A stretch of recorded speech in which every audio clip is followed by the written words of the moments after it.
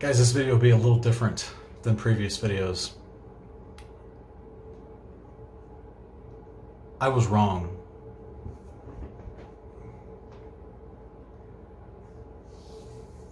I was wrong to use these words that were culturally and traditionally handed down to me.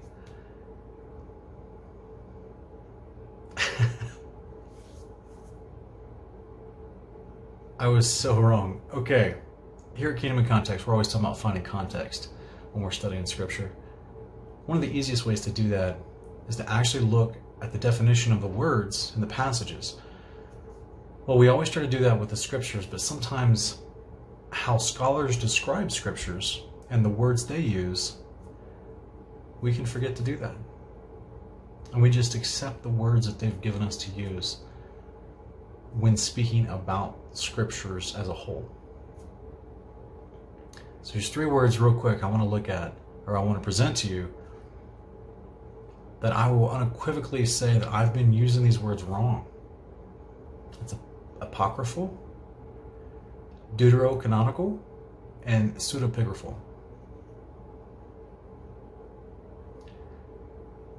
Apocryphal, its basic definition, Merriam-Webster, of doubtful authenticity, spurious. That word's going to come up quite a bit, so make mention of that, make note of that word, spurious. It's an apocryphal story. The second definition would be, or of resembling the Apocrypha, apocryphal books of the Old Testament. Now, is that a definition? No, that's a reference. Because that's how limited this word is. So I had to look at it a little deeper, and I said, well, what's the etymology of the word? Maybe we can find an actual definition. It's borrowed from the medieval Latin, from scripta apocrypha, meaning uncanonical writings, of Latin apocryphus, meaning secret or doubtful authenticity, uncanonical.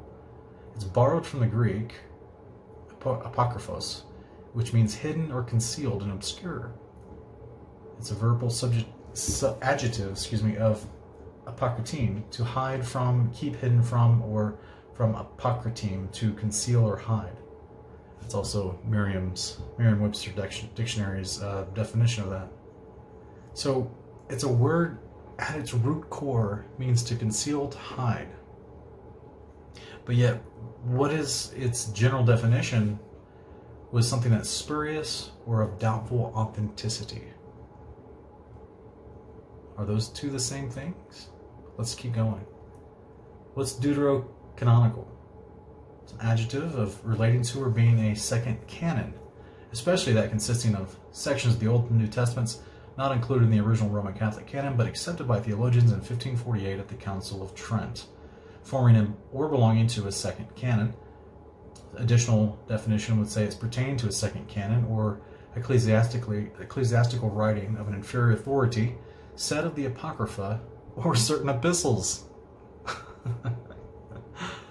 So now we have two definitions tying together. So this is apocryphal books mentioned within the definition of deuterocanonical. So are the apocryphal works spurious? And we're going to look at the definition of spurious in a minute. Are they spurious? Are they of doubtful authenticity, but they're also considered second canon? Or at its root nature word, or is it something that should be hidden or excluded or kept away? Let's keep going. Pseudepigrapha. It's a noun. It's a spurious writings. There it is again, as that unique word. Especially writings falsely attributed to biblical characters or times. Additional definition would say it's a body of text written between 200 BC and AD 200. That's a 400-year time span. And spuriously ascribed to various prophets and kings of the Hebrew Scriptures. Spurious writings, there it is a third time in this one definition, specifically those writings which profess to be biblical in character and inspired in authorship, but are not adjudged genuine by the general consent of scholars. Those professedly biblical books which are not regarded as neither canonical nor inspired, and from their character are not worthy of use in religious worship. Interesting. So it's a writing that's falsely attributed to biblical characters or times. So let's take these three definitions, right? Spurious writing. Enoch, something that people say is of doubtful authenticity or origins. They'll also say that it is, according to the Catholics, they did not put it into their canon. According to the Protestants, they did not put it into their canon. And there's a variety of reasons for that, many of which I've covered previously on this channel. But yet we have other nations around the world, other canons that did include it as a canonized, and it was not considered secondary canon. It was considered main canon, right? They're what they would call their narrow canon. So, yet the Catholic Church would call it apocryphal because it's excluded and hidden according to its 15th century definition, and doubtful in authenticity. There's a reason why they would do that. Same thing with the rabbis who compiled the Hebrew scriptures. They also would leave it out for a variety of reasons because it goes against Judaism. We'll talk about that in just a minute as well. But it's pseudepigraphal, considered by the Protestants and other scholars to be pseudepigraphal. So because these three words all kind of blend together, depends on who's using them and who's deciding how they're being described. That's why the definition of pseudepigraphal included the idea that it's the general consent of scholars. So this all boils down to words that are used by men to describe things that they either agreed with or disagreed with over time. And different groups of men had different opinions on different books. So if we took this same standard that they're using, we could also have serious issues with other books in the quote-unquote canon that's in the book and the Bible. For example, the first 5 books of the Bible, Genesis through Deuteronomy. Many scholars date the actual manuscripts they find. They date those manuscripts and try to figure out how old those actual pieces of parchment or papyrus that they're looking at, or how old they are. And then they try to attribute authorship to that date. They do this with a ton of books. That's actually why, that's one of the fundamental definitions of that term we just looked at, pseudepigraphal. Did you guys know that the oldest copy of Genesis is only dated back to about 200 BC? So how in the world? Many scholars actually disagree that Genesis itself was originally a part of the writings of Moses, that it was authored later by someone else.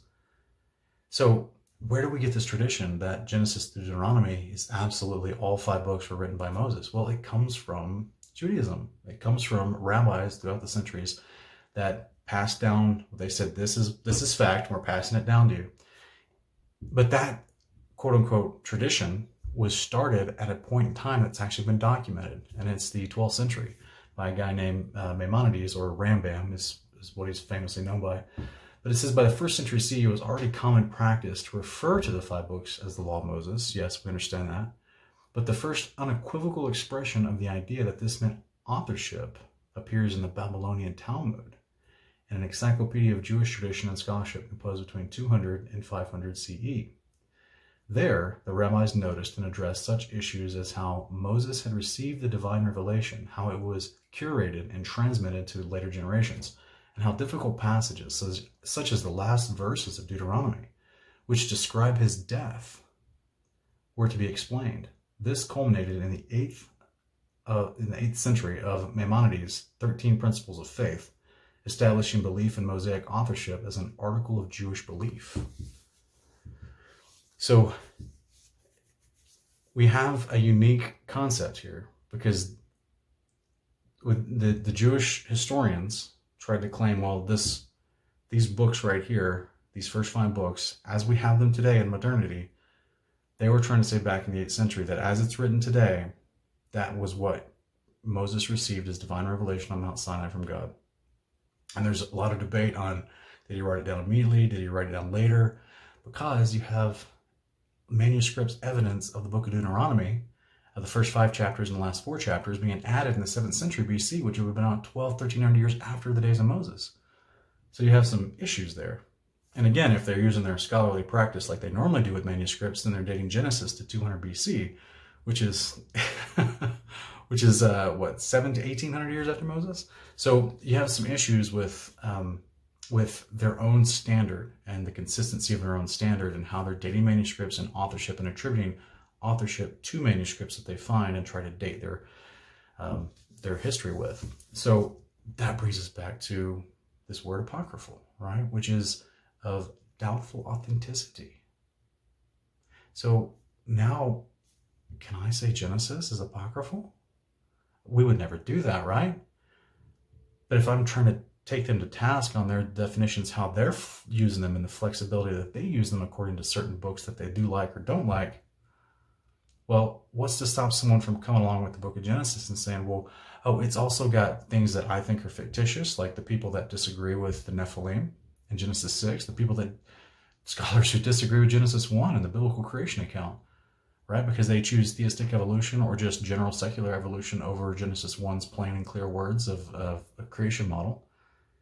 So they would think that's fantastical, fictitious, or erroneous, as we looked at previous definitions, and also spurious and doubtful authenticity.